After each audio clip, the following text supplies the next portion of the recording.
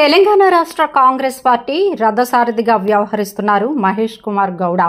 ఈయనకు ఉన్న special talent గురించి తెలిస్తే వావ్ అనకుండా ఉండలేరు.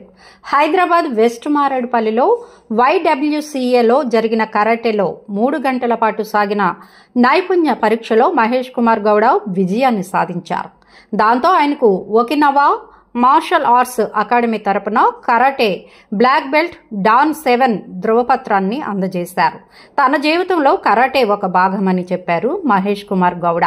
అంతేకాదు 2027లో హైదరాబాద్ మహానగరంలో ఆసియా కరాటే పోటీల్ని నిర్వహించనున్నట్లుగా వెల్లడించారు. ఇక్కడ ఇంకో విషయాన్ని ప్రస్తావించాలి. చూసినంతనే టిప్ టాప్ గా ఉంటే ఫిట్ అన్నట్లుగా కనిపించే చాలా మంది రాజకీయ ప్రముఖులకు బోలెడన్ని అనారోగ్య అంశాలు ఉంటాయి.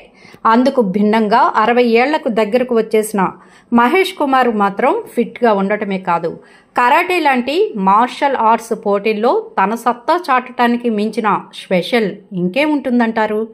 ఇప్పటి వరకు మహేష్ కుమార్కు ఉన్న ఇమేజ్ను తాజా అంశం డబుల్ చేస్తుందని చెప్పక తప్పదు.